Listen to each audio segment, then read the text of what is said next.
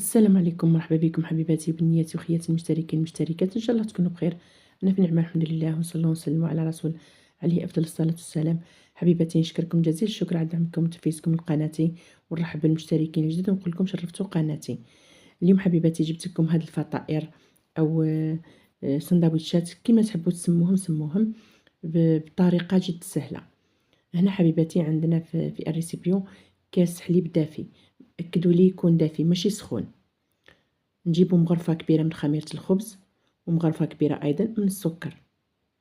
نجيبو هداك الحليب اللي كنا دفيناه كما قلت لكم نكونو دفيناه ماشي نسخنوه، لانه الخميره راح تفسد معاكم اذا كان الحليب سخون. نحركو شويه بالفوي ونجيبو فوق شويه بربع كاس زيت، يعني تحت النص كاس وفوق الربع.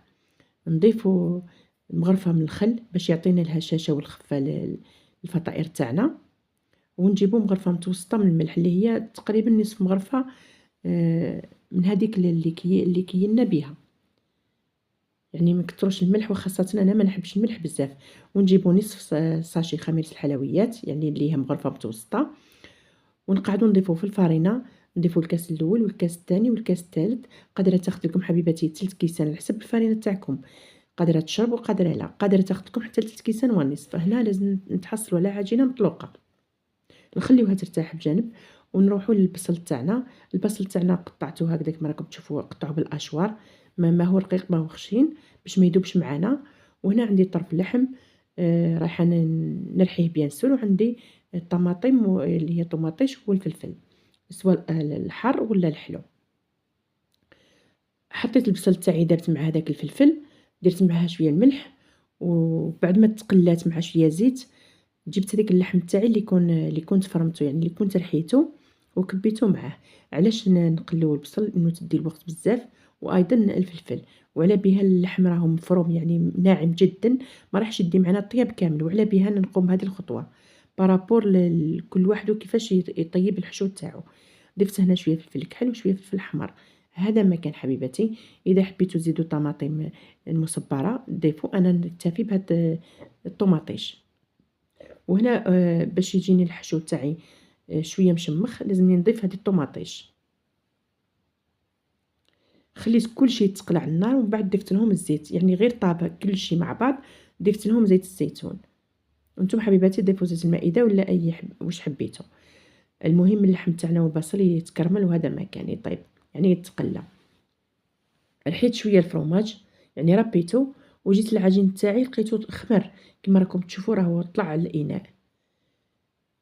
نجبدوه من الاناء نحطوه على لوحه خشبيه ولا على بلون دو طرافاي، نديرو شويه الفرينه باش كما راكم تشوفوا العجين راهو يلتصق نوعا ما، ماشي طري كامل وماش تاني هذاك اللي يابس عاصي.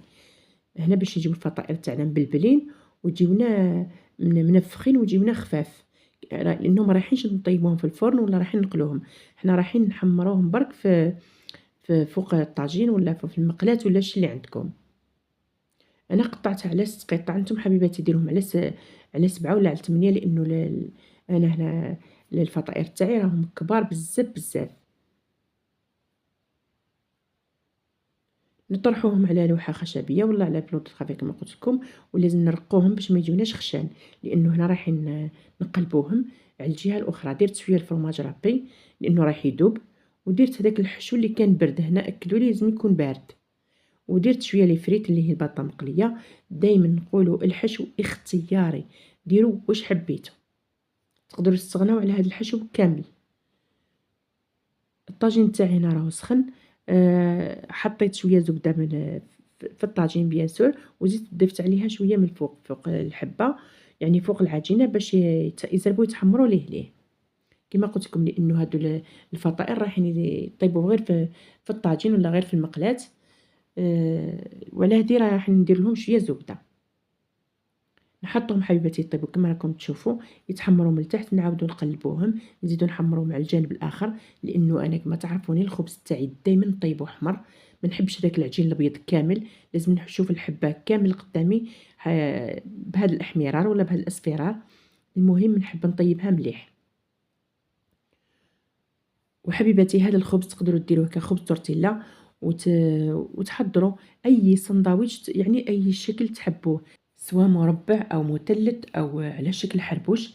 حبيباتي لكم الاختيار. المهم هاد العجينة راهي خفيفة ريشة، وكي تجيو تاكلوا هذاك الساندويتش ولا هذه الكوكا ولا السوفلي ولا كيما تسموه ولا الفطائر، تحسوا بهذيك القرمشه لداخل طري، راهم طري كامل لانه الحشو تاعي راهو طري، ومن برا تحسوا بهذيك القرمشه، يعني هذيك الطراوه. كي تجربوهم تحكموا.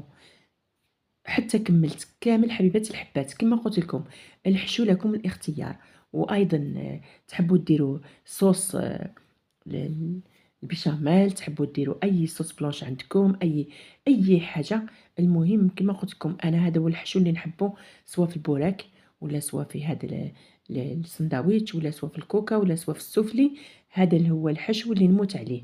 تقدروا تضيفوا المعدنوس هذا ما كان او الكزبره، لكم الاختيار حبيباتي.